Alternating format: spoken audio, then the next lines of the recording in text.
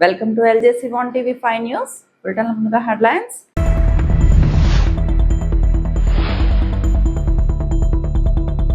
చంద్రబాబు శ్వేతపత్రాలు రాజకీయ జిమ్మిక్కులే మాజీ మంత్రి బుగ్గన రాజేంద్రనాథ్.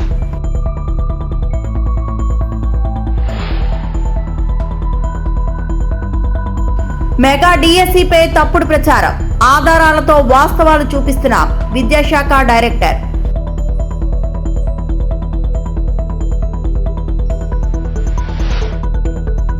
మహాకాళేశ్వర ఆలయంలో సినీ నిర్మాత నిహారిక ప్రత్యేక పూజలు.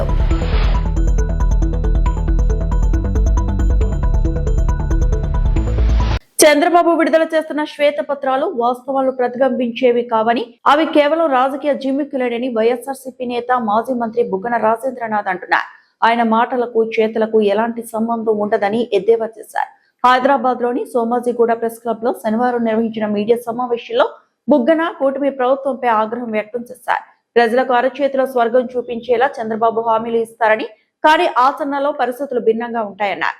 ప్రోగ్రెస్ కార్డు అనే కాన్సెప్ట్ తెచ్చిన చంద్రబాబు అది తనకు తానే ఇచ్చుకుంటున్నాడని, కానీ అది ఇవ్వాల్సింది ప్రజలని బుగ్గన గుర్తు చేశారు.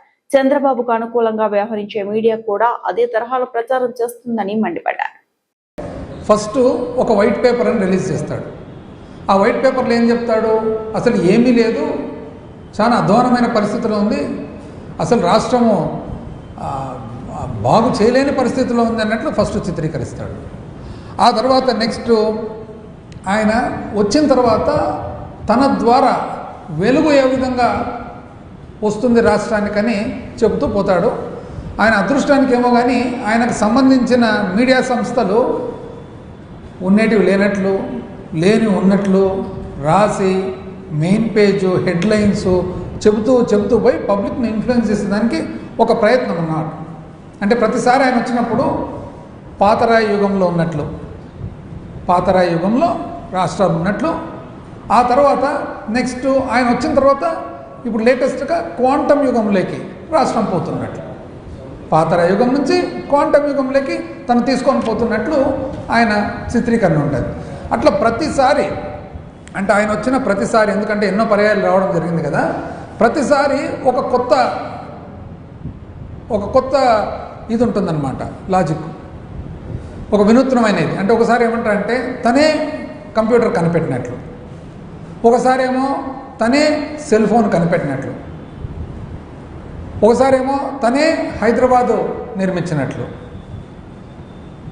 అసలు ఒకసారేమో తనే కోవిడ్కు మందు కనిపెట్టడానికి కూడా దాహోదపడినారని, ఇంకొకసారి పొరపాటున మిస్ అయిపోయి స్లిప్ అయిపోయి అసలు స్వాతంత్రం కోసం కూడా దాహోదపడిన పార్టీ అని అన్నాడు అన్నమాట మీటింగ్లో, పబ్లిక్ మీటింగ్లో. స్వాతంత్రం కోసము తెలుగుదేశం. అమరావతి మెగా డిఎస్సి పారదర్శకంగా జరిగిందని, ఆధారాలతో వాస్తవాలను చూపుతున్న కొందరు కావాలని తప్పుడు సమాచారాన్ని పదే ప్రచారం చేస్తున్నారని పాఠశాల విద్యాశాఖ డైరెక్టర్ తమీం అన్సారియా ఆవేదన వ్యక్తం చేశారు. సచివాలయంలో శుక్రవారం షాప్ ఎండీ భరణితో కలిసి ఆమె విలేకరులతో మాట్లాడారు. గడిచిన కొన్ని నెలలుగా మెగా డిఎస్సి పారదర్శకత, నిబద్ధతపై ఆరోపణలు చేస్తున్నారు. ఇప్పటికే 3 సార్లు వివరణ ఇచ్చాం. మెరిట్ ఎంపిక జాబితాలను వెబ్సైట్ లో అందరికీ అందుబాటులో ఉంచాం. ఎవరైనా పరిశీలించుకోవచ్చు. పరిశీలన లేకుండా డిఎస్సిపై తప్పుడు సమాచారం ప్రచారం చేస్తున్నారు. పాఠశాల విద్యాశాఖ తరపున ఎప్పటికప్పుడు ఖండనలు ఇస్తూనే ఉన్నా. డిఎస్సిలో ఎంపిక కాని అభ్యర్థుల్లో ఎవరికూ అన్యాయం జరిగిందంటూ అసత్యాలు ప్రచారం చేస్తున్నారు. ఉపాధ్యాయ ఉద్యోగులకు ఎంపికైన అభ్యర్థులు కొత్తగా ఇవ్వబోయే మరో డిఎస్సికి సన్నద్ధమవుతున్న అభ్యర్థుల్లో ఆందోళన సృష్టించేలా ప్రవర్తిస్తున్నారు అని తెలిపారు. ప్రెస్ కాన్ఫరెన్స్ జరిపించి దాంట్లో కూడా ఈ ఎగ్జామినేషన్స్ గురించి, ఎంటైర్ రిక్రూట్మెంట్ ప్రాసెస్ గురించి, ముఖ్యంగా హారిజాంటల్ రిజర్వేషన్ గురించి క్లియర్ కట్గా ప్రతి ఒక్క అలిగేషన్స్ సంబంధించి క్లారిఫికేషన్ కూడా ఇవ్వడం జరిగింది. అయినప్పటికీ ఇంకా కూడా ఇప్పుడు కూడా కొన్ని అన్వెరిఫైడ్ ఇన్ఫర్మేషన్ సోషల్ మీడియాలో ఎవరైతే నాన్ సెలెక్టెడ్ క్యాండిడేట్స్ ఉన్నారో ఆ ఇండివిజువల్ కేసెస్ని హైలైట్ చేస్తూ కొన్ని అన్వెరిఫైడ్ ఇన్ఫర్మేషన్ ఎక్కువ సర్క్యులేట్ అవుతుంది. దీని వలన ఎక్కువ ఎవరైతే క్యాండిడేట్స్ ఆల్రెడీ సెలెక్ట్ అయ్యి ఇప్పుడు టీచర్స్గా పనిచేస్తున్నారో వారి మధ్యలో అదేవిధంగా ఇప్పుడు క్యాండిడేట్స్ ఏదైతే మెగా డిఎస్సి 2026 కోసం తయారు చేస్తున్నారో ఆ క్యాండిడేట్స్ మధ్యలో కొన్ని ప్యానిక్ క్రియేట్ అయ్యే సిచ్యువేషన్ ఉంది కాబట్టి in the best interest of those candidates, we felt it is the responsibility of the department to put before the public the verified facts. So దాని కోసం నేను అదేవిధంగా ఎండి సాబ్ ఈరోజు ఈ ప్రెస్ కాన్ఫరెన్స్ని నిర్వహించడం జరుగుతున్నది. సో దాంట్లో భాగంగా మీ అందరికీ కూడా సో ఏదైతే గతంలో జరిగిన ప్రెస్ కాన్ఫరెన్స్ పశ్చిమ గోదావరి జిల్లా కుంచనపల్లి శ్రీ కళ్యాణ వెంకటేశ్వర స్వామి ఆలయంలో పవిత్రోత్సవం. తాడేపల్లిగూడ రూరల్ మండలం కుంచనపల్లి గ్రామంలోని ద్వారకా నగర్ లో వెలిసిన శ్రీ కళ్యాణ వెంకటేశ్వర స్వామి వారి ఆలయంలో పవిత్రోత్సవ కార్యక్రమం ఘనంగా నిర్వహించారు. ఈ పవిత్రోత్సవ కార్యక్రమంలో ఆంధ్రప్రదేశ్ రాష్ట్ర ప్రభుత్వ విప్ తాడేపల్లిగూడెం శాసనసభ్యులు బొలిశెట్టి శ్రీనివాస్ పాల్గొని వెంకటేశ్వర స్వామి వారికి ప్రత్యేక పూజలు నిర్వహించారు. ఈ సందర్భంగా ఆలయ అర్చకులు, నిర్వాహకులు ఎమ్మెల్యే బొలిశెట్టి శ్రీనివాసుకు ఆలయ మర్యాదలతో స్వాగతం పలికారు. భక్తులు పెద్ద సంఖ్యలో పాల్గొని స్వామివారి దర్శనం చేసుకున్నారు.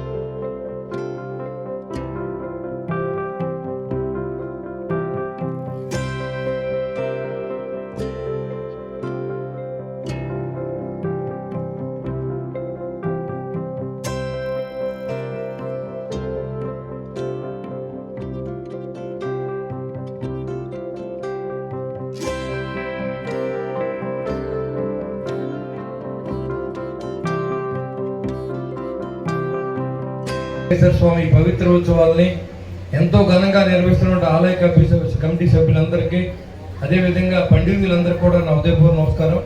ఎందుకంటే మన పవిత్రోత్సవాలకి చిన్న తిరుపతితో పెద్ద తిరుపతితో మనం వెళ్ళి ఆ స్వామిని దర్శించుకోవడానికి చాలా ఇబ్బంది పడుతూ ఉంటాం. టికెట్ కూడా దొరకని పరిస్థితుల్లో ఆ స్వామి తాడేపల్లిలో వచ్చి మనందరికీ దర్శనం ఇచ్చారని అలా మనం అనుభవించుకోవచ్చు. భగవంతుడు ఎక్కడో లేడు, మనలో ఉన్నాడు.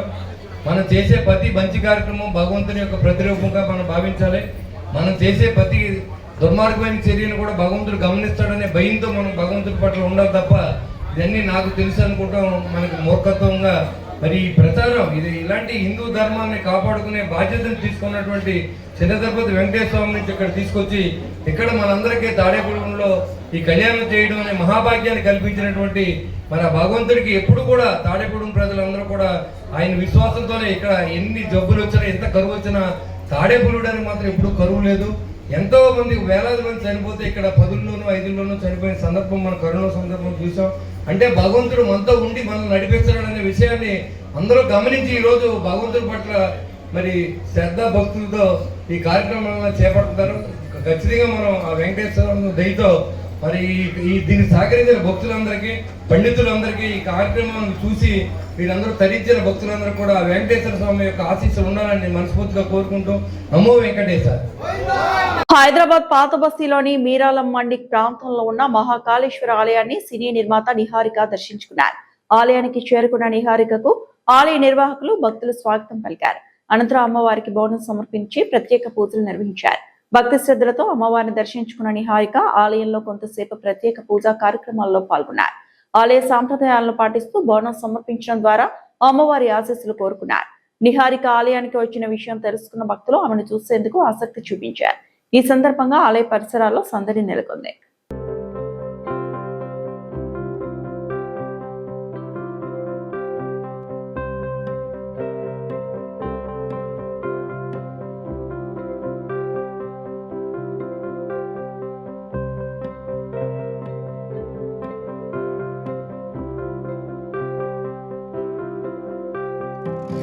అన్ని ముందే ఆ రోజు షూటింగ్ ఉండడం వల్ల ఈ రోజు కాలం మండి దగ్గర మహాకాళేశ్వర్ అమ్మవారి టెంపుల్ కి రావడం జరిగింది.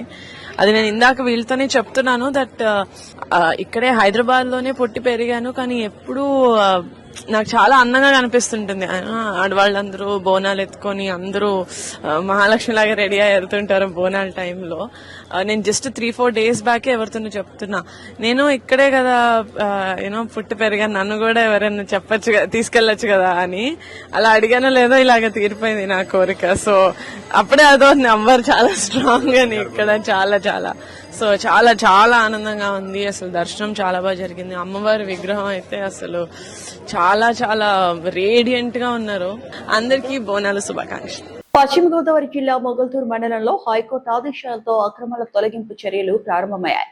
ముత్యాలపల్లి నుంచి కాశీపట్నం గ్రామాల మధ్య ఉన్న ఉప్పుటేరు పరివాహక ప్రాంతం అక్రమాలకు గురి కావడంతో తరచూ పొలాలు ముంపునకు గురవుతున్నాయని స్థానికులు ఆవేదన వ్యక్తం చేస్తున్నారు. ఈ సమస్యపై స్థానికుడు దొంగ ఈశ్వర హైకోర్టును ఆశ్రయించారు. విచారణ అనంతరం ఉప్పుటేరు పరివాహక ప్రాంతంలోని ఆక్రమణలు తొలగించాలని హైకోర్టు ఆదేశాలు జారీ చేసింది. హైకోర్టు ఆదేశాల మేరకు రెవెన్యూ, పోలీస్, ఫైర్ సిబ్బంది సంయుక్తంగా ఆక్రమణలు తొలగింపు చర్యలు చేపట్టారు. ఆక్రమిత ప్రాంతంలో సుమారు 5 ఎకరాల చేపల చెరువుతో పాటు పలు వ్యాపార సముదాయాలు ఉన్నట్లు అధికారులు గుర్తించారు. ఎటువంటి అవాంఛనీయ సంఘటనలు చోటు చేసుకోకుండా భారీ పోలీస్ బందోబస్తు ఏర్పాటు చేశారు. అధికారుల చర్యలకు స్పందించిన కొంతమంది స్థానికులు స్వచ్ఛందంగా తమ ఆక్రమణలు తొలగించుకుంటున్నారు. మరికొన్ని ఆక్రమణలు రెవెన్యూ సిబ్బంది బుల్డోజర్ల సహాయంతో తొలగిస్తున్నారు. ఉప్పుటేరు పరివాహక ప్రాంతం ఆక్రమణల నుంచి విముక్తి పొందితే ముప్పు సమస్యకు పరిష్కారం లభిస్తుందని స్థానికులు ఆశాభావం వ్యక్తం చేస్తున్నారు.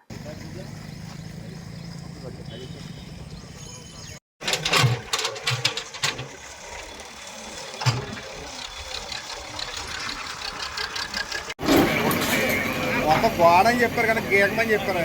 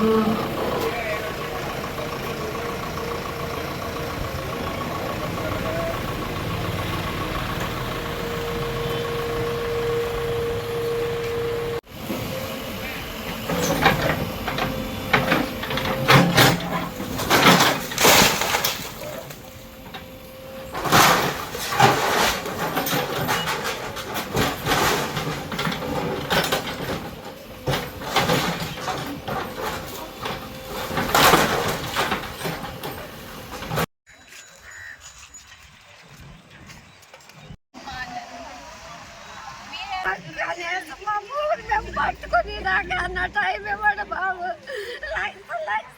చేసే చెరువుల మీద ఎట్టేమయ్యా, మీకు పుణ్యమంటే ఆ చెరువు పట్టుకుని దాకా అవకాశం ఇవ్వండి.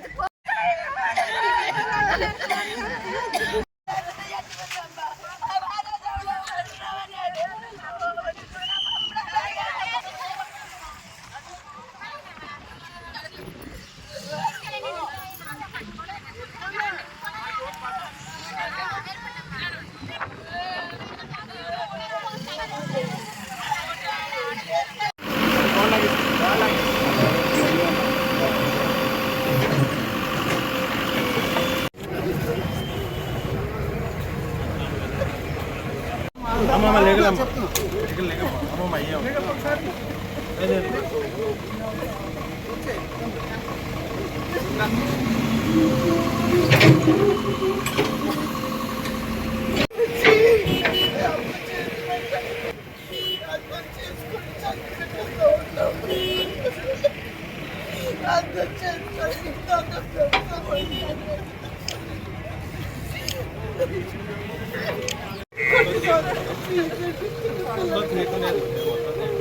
కష్టపడి కొట్టాను కూడా మరి ఎంతో కష్టపడి కట్టుకున్నాను. అప్పు చేసుకుని కట్టుకున్నాము. కొట్టి మాత్రం పార్వతీపురం మన్యం జిల్లా గుమ్మలక్ష్మీపురం మండలం తోట గ్రామంలో శుక్రవారం ఫ్రెండ్లీ పోలీసింగ్ కార్యక్రమంలో భాగంగా జిల్లా ఎస్పీ మాధవరెడ్డి గిరిజనులకు రగ్గులు, గొడుగులు, యువతకు వాలీబాల్ నెట్ పంపిణీ చేశారు. ఈ సందర్భంగా గ్రామస్తులతో సమావేశమైన ఎస్పీ ప్రభుత్వ సంక్షేమ పథకాలు మరియు నిత్యావసర సరుకులు ప్రతి కుటుంబానికి అందుతున్నాయా అనే విషయాన్ని అడిగి తెలుసుకున్నారు. గ్రామంలో సాగు చేస్తున్న జీడి, వరి తదితర పంటల సాగుపై రైతులతో మాట్లాడారు. పంటల సాగుపై సరైన అవగాహన లేక దిగుబడులు తగ్గుతున్నాయని గ్రామస్తులు వివరించగా వెంటనే ఎల్విన్పేట circle inspector B Hari, SI శివప్రసాద్లను ఆదేశించి వ్యవసాయ శాఖ అధికారులతో కలిసి గ్రామంలో రైతులకు అవగాహన కార్యక్రమాలు నిర్వహించాలని సూచించారు. అలాగే ప్రభుత్వ పథకాలు, రేషన్ తదితర నిత్యావసర సేవలు అందని కుటుంబాలను గుర్తించి సంబంధిత అధికారులతో సమన్వయం చేసి వారికి అందేలా చర్యలు తీసుకోవాలని పోలీసు అధికారులకు ఆదేశించారు. పడతాయో ఆ అకౌంట్ దాన్ని లాక్ చేస్తారు, బ్యాంకు వాళ్ళు దాన్ని లాక్ చేస్తారు. సో ఆ డబ్బులు మళ్ళీ మనము తీసుకునే అవకాశం ఉంది. మీరు అది కాల్ చేయకుండా ఉంటే ఆ డబ్బులు మళ్ళీ ఎవరైతే దొంగ ఉన్నాడో ఆ దొంగ డబ్బులు తీసుకొని పోతారు. ఈ మధ్య దొంగలు ఎవరు కూడా ఇళ్లలో పడి దొంగతనం చేయట్లేదు. దొంగతనాలని ఎట్లా జరుగుతున్నాయంటే మీ అకౌంట్లోకి వాడు ఎక్కడ ఉంటాడో తెలీదు, మీ డబ్బులు మిమ్మల్ని అడిగి మీ పాస్వర్డ్, ఓటీపీ అన్నీ అడిగి మీ డబ్బులు మీకు తెలియకుండానే దాచుకొని దొంగతనం చేస్తున్నారు. ఆ దొంగ ఇక్కడ ఈ దరిదాపులు ఎక్కడ ఉన్నాడు, ఎక్కడో ఢిల్లీలో లేకపోతే వేరే దేశాల్లో కూర్చొని మీ అకౌంట్లోంచి డబ్బులు తీసుకుంటారు. అక్కడ వీళ్ళవి కూడా మీ పెద్దవాళ్ళందరూ కూడా పెన్షన్ డబ్బులు కానీ ఇంకోటి కానీ వీళ్ళకందరికి ఆన్లైన్ బ్యాంకింగ్ ఉందా? ఏం లేదు కదా. ఏటీఎం కూటమి ప్రభుత్వం చేస్తున్న సంక్షేమం, అభివృద్ధి పథకాలను చూసి ఓర్వలేక వైసీపీ నాయకులు డిఎస్సీ అంటూ కొత్త నినాదాన్ని తెరపైకి తెచ్చారంటూ వైసీపీపై తీవ్ర స్థాయిలో మండిపడ్డారు. అన్నమయ్య జిల్లా గాలివీడు మండల టీడీపీ ప్రధాన కార్యదర్శి కసిరెడ్డి శ్రీవారెడ్డి ఈ సందర్భంగా బంగ్లా సర్కిల్ 4 రోడ్ల కూడల్లో ఆయన మీడియాతో మాట్లాడుతూ డిఎస్సీలో ఎలాంటి అవకతవకలు జరగలేదని, నిష్పక్షపాతంగా కూటమి ప్రభుత్వం అర్హులైన వారిని మాత్రమే ఎంపిక చేసిందన్నారు. గత 5 ఏళ్ల వైసీపీ ప్రభుత్వంలో నిరుద్యోగులను గాలికి వదిలేసి నేడు నిరుద్యోగులకు అండగా రిలే నిరాహార దీక్షలు చేయడం హాస్యాస్పదంగా ఉందన్నారు. ఎన్నికలలో ఇవ్వని హామీలను సైతం అమలు చేసిన ఘనత కేవలం చంద్రబాబు నాయుడుకే దక్కుతుందన్నారు. ఈ రోజు మా ప్రభుత్వం పైన, కూటమి ప్రభుత్వం పైన, అదే విధంగా డిఎస్సి పైన ఏదైతే అసత్య ఆరోపణలు ఏదైతే చేస్తున్నారో పూర్తిగా తీవ్రంగా ఖండిస్తున్నాం. గత 5 సంవత్సరాల ప్రభుత్వంలో ఏనాడు కూడా నిరుద్యోగ యువతకు ఒక ఉద్యోగం కూడా ఇవ్వనటువంటి పార్టీ వైసీపీ పార్టీ అనే విషయాన్ని కూడా ఈ సందర్భంగా తెలియజేస్తున్నా. డిఎస్సిలో ఎటువంటి అవకతవకలు జరగలేదని, డిఎస్సి నిష్పక్షపాతంగా వ్యవహరించినటువంటి తీరు మా చంద్రబాబు నాయుడు గారికి దక్కుతుందనే విషయాన్ని కూడా ఈ సందర్భంగా తెలియజేస్తున్నాం. డిఎస్సి ఏదైతే జరిగిందో నిరుద్యోగులను దృష్టిలో పెట్టుకుని, విద్యార్థుల భవిష్యత్తును దృష్టిలో పెట్టుకుని ఏదైతే ప్రభుత్వ పాఠశాలలో విద్యార్థులకు విద్యను అందించాలి, విద్యార్థుల భవిష్యత్తు బాగుంటాయి, రాష్ట్ర భవిష్యత్తు బాగుంటుందనే విషయం పైన ప్రముఖ మా ప్రియతమ నాయకులు లోకేష్ బాబు గారు ఏదైతే మా ప్రభుత్వం ఏదైతే స్థాపించిన నాడే 2024 ఏదైతే ప్రభుత్వం వచ్చిన వెంటనే వేల ఉద్యోగాలు, డిఎస్సి ఉద్యోగాలు ప్రకటించి విద్యార్థుల భవిష్యత్తును దృష్టిలో పెట్టుకుని డిఎస్సి నియామకాన్ని నిష్పక్షపాతంగా వ్యవహరించినటువంటి తీరు రాష్ట్ర యువతకందరికీ తెలిసిన విషయమే. రాష్ట్ర నిరుద్యోగులందరూ కూడా ఆ రోజు హర్షం వ్యక్తం చేసినటువంటి పరిస్థితి ఎంత ఉందనే విషయాన్ని కూడా ఈ సందర్భంగా తెలియజేస్తున్నా. డిఎస్సి విషయంలో ఈ రోజు కేవలం బురదల్లే ప్రయత్నం తప్ప వేరే విషయం ఏది లేదని కూడా ఈ సందర్భంగా తెలియజేస్తున్నా. కేవలం డిఎస్సిని ఒకదాన్ని అడ్డపెట్టుకొని ఈ రోజు ఏమి డిఎస్సి అనే విషయంలో విద్య బాగుంటే రేపు పొద్దున భవిష్యత్తు బాగుంటుందని లోకేష్ బాబు గారు ఏదైతే మా ప్రియతమ నాయకులు డిఎస్సిని ప్రకటించే తొలుత పథకం అదే. డిఎస్సి దాదాపు 9,000 డిఎస్సి పోస్టులను భర్తీ చేసి 16,000 మందికి ఉద్యోగాలు కల్పించి రాష్ట్ర భవిష్యత్తును దృష్టిలో పెట్టుకుని డిఎస్సి నిష్పక్షపాతంగా నిర్వహించి రాష్ట్ర నిరుద్యోగ యువతకు ఉద్యోగాలు కల్పించినటువంటి తీరు చాలా గర్వించదగ్గ విషయం అనే విషయాన్ని కూడా సందర్భంగా తెలియజేస్తున్నా. ఏది కూడా రాష్ట్ర గత ప్రభుత్వం ఏదైతే ఉందో గతంలో జరిగినటువంటి జగన్మోహన్ రెడ్డి గారు అనేక సంక్షేమ పథకాలు అభివృద్ధి చేస్తామని చెప్పి అన్ని తుంగలో దక్కినటువంటి పరిస్థితి. యువతకు 1,00,000 హామీలు చెప్పిన ఆ రోజు ఇంటింటికి ఉద్యోగం అన్నాడు, మెడలు ఉంచి ప్రత్యేక హోదా తెస్తామన్నాడు, మద్యపాన నిషేధం అన్నాడు, 1,00,000 హామీలు ఇచ్చాడు. ఏ ఒక్కటి కూడా నెరవేర్చకపోగా ఈ రోజు ఏదైతే మా కూటమి ప్రభుత్వం నెరవేరుస్తున్నటువంటి ఓరవలేక, ఈ రోజు సంక్షేమాన్ని చూసి ఓరవలేక, అభివృద్ధిని చూసి ఓరవలేక ఈ రోజు మా డిఎస్సి పైన నిందలేసేటువంటి పరిస్థితి ఈ రోజు రాష్ట్రంలో నెలకొంది. పార్వతీపురం మన్యం జిల్లా జీవో 3ను పునరుద్ధరించాలని 1/70 చట్టాన్ని పటిష్టంగా అమలు చేయాలని డిమాండ్ చేస్తూ గిరిజన సంఘాలు ఇచ్చిన పిలుపు మేరకు శనివారం పార్వతీపురం మన్యం జిల్లాలో మన్యం బంద్ సంపూర్ణంగా జరిగింది. కురుపాం, గుమ్మలక్ష్మీపురం ఏజెన్సీ మండలాల్లో బంద్ ప్రశాంతంగా కొనసాగింది. వర్తక వాణిజ్య సముదాయాలు స్వచ్ఛందంగా మూతపడ్డాయి. ఆర్టీసీ బస్సులు, ప్రైవేట్ వాహనాల రాకపోకలు నిలిచిపోయాయి. గిరిజన సంఘాల నాయకులు, కార్యకర్తలు ర్యాలీ నిర్వహించి నిరసన తెలిపారు. ఈ సందర్భంగా గిరిజన సంఘం జిల్లా గౌరవ అధ్యక్షులు మనంగి రమణ మాట్లాడుతూ రాష్ట్ర వ్యాప్తంగా ఏజెన్సీ ప్రాంతాల్లో బంద్కు పిలుపునివ్వగా వ్యాపారులు, వాణిజ్య వర్గాలు స్వచ్ఛందంగా దుకాణాలు మూసివేసి తమకు మద్దతుగా నిలిచారని తెలిపారు. గిరిజనుల హక్కులు రక్షణ కోసం తరతరాలుగా అమలులో ఉన్న గిరిజన చట్టాలను పరిరక్షించాల్సిన బాధ్యత ప్రభుత్వాలపై ఉందన్నారు. ముఖ్యంగా జీవో నెంబర్ 3 రద్దు కావడంతో గిరిజనులు తీవ్రంగా నష్టపోతున్నారని ఆవేదన వ్యక్తం చేశారు.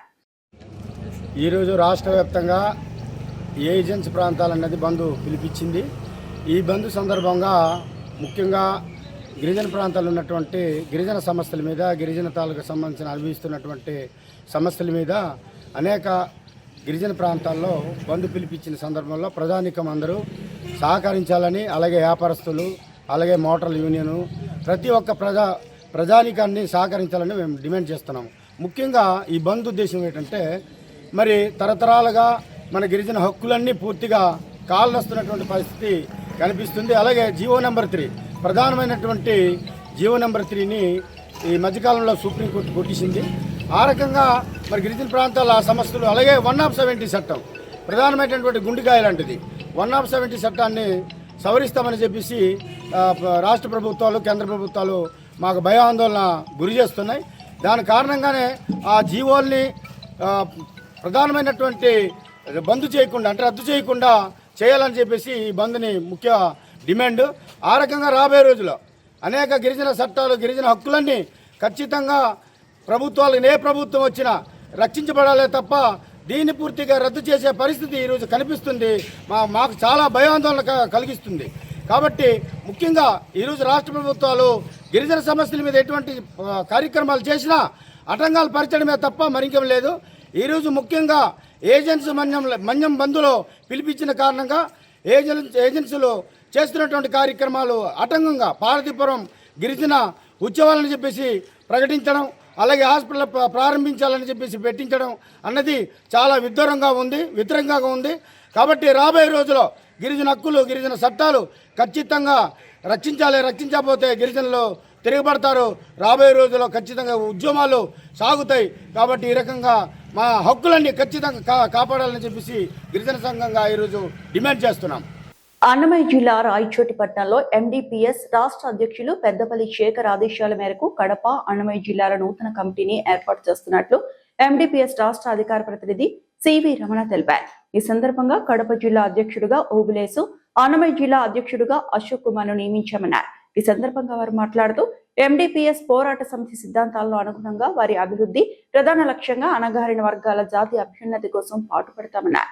గ్రామ స్థాయిలో అణగారిన వర్గాలు ఎదుర్కొంటున్న సమస్యలను తమ దృష్టికి తీసుకొస్తే పరిష్కరించేందుకు ఎండిపిఎస్ పోరాడుతుందన్నారు. ఎండిపిఎస్ మాదిదల పోరాట సమితి వ్యవస్థాపకులు, ఆంధ్రప్రదేశ్ రాష్ట్ర అధ్యక్షులు పెద్దపల్లి శేఖరన్న గారి ఆదేశాల మేరకు గ్రామ స్థాయి నుంచి రాష్ట్ర స్థాయి వరకు ఎండిపిఎస్ మాదిదల పోరాట సమితి కమిటీలను నిర్మాణంలో భాగంగా ఈరోజు అన్నమయ్య జిల్లా, కడప జిల్లా 2 జిల్లాలకు సంబంధించి పూర్తి స్థాయి జిల్లా కమిటీలను ఈరోజు ప్రకటించబోతున్నాం.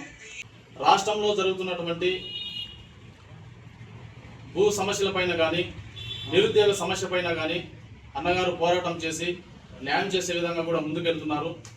ఎందుకంటే గ్రామ స్థాయిలో దళిత జాతికి సంబంధించినటువంటి ఎంతోమంది యువకులు ఉన్నత చదువులు చదివి వాళ్ళు ఆర్థిక వెసులుబాటు లేక, అక్కడ ఉన్నటువంటి ఆర్థిక వెసులుబాటు వెనుకబాటుతనంతో ఈరోజు ఎంతోమంది నిరుద్యోగ సమస్య ఎదుర్కొంటున్న పరిస్థితి. ఆ సమస్యలను ఒక దృఢ సంకల్పంతో పెద్దపల్లి శేఖరన్న గారు ఆ సమస్య పరిష్కారం కోసం కూడా ఎంతో ప్రయత్నం చేస్తున్నారు. అలాగే మండల స్థాయిలో ఉన్నటువంటి భూములను, దళితుల యొక్క భూములను, ప్రభుత్వ భూములను కూడా భూ కబ్జాదారులు, అగ్రకులాలు ఆక్రమించుకొని వారి కబంధ హస్తాల్లో పెట్టుకొని ప్రశ్నిస్తే దౌర్జన్యం చేస్తూ, ప్రశ్నిస్తే కేసులు పెడుతూ దళితులపైన వివక్షణ రహితంగా కూడా ఈరోజు దాడులు చేసే పరిస్థితి కనపడుతుంది. వీటన్నింటిపైన కూడా ఎండిపిఎస్ మాదిదళ పోరాట సమితి చాలా బలంగా కూడా పోరాటం చేస్తుందని ఈ సందర్భంగా తెలియజేస్తున్నాను. గారు కడప జిల్లా అధ్యక్షులుగా నన్ను నియమించినందుకు నేను చాలా సంతోషకరంగా బాధ్యతలు స్వీకరిస్తూ, అంతేకాకుండా ఇక్కడ కడప జిల్లాలో జరుగుతున్నటువంటి దళిత పోరాట సమస్యలపైన ప్రతిరోజు ప్రతిక్షణం నా వంతు నేను కృషి చేస్తూ ఈ ఎండిపిఎస్ సిద్ధాంతాలకు అనుగుణంగా పనిచేస్తానని తెలియజేసుకుంటూ ధన్యవాదాలు. ఎండిపిఎస్ అభివృద్ధి దిశగా పయనిస్తున్న సందర్భంలో ఇక్కడ అన్నమయ్య జిల్లాలో నూతన కమిటీని రాష్ట్ర అధ్యక్షులు పెద్దపల్లి శేఖర్ గారి ఆదేశాల మేరకు సివి రమణ గారి ఆధ్వర్యంలో, రాష్ట్ర అధికార ప్రతినిధి సివి రమణ గారి ఆధ్వర్యంలో నూతన కమిటీని ఏర్పాటు చేయడం జరిగింది. ఈ కమిటీలో జిల్లా అధ్యక్షులుగా పెద్దపల్లి అశోక్ నన్ను నియమించడం చాలా సంతోషదాయకం. అదేవిధంగా ఎండిపిఎస్ సిద్ధాంతాలకు అనుగుణంగా మాదిగల అభివృద్ధి ప్రధాన లక్ష్యంగా రాష్ట్ర కమిటీ ఆదేశాల మేరకు కష్టపడి మాదిగల అభివృద్ధి చెందే విధంగా మాదిగలు ఎక్కడ ఏ సమస్య వచ్చినా మాదిగల సమస్యల పరిష్కారం దిశగా కృషి చేస్తామని తెలియజేస్తున్నాను. ఈ వార్తలు ఇంతటితో సమాప్తం.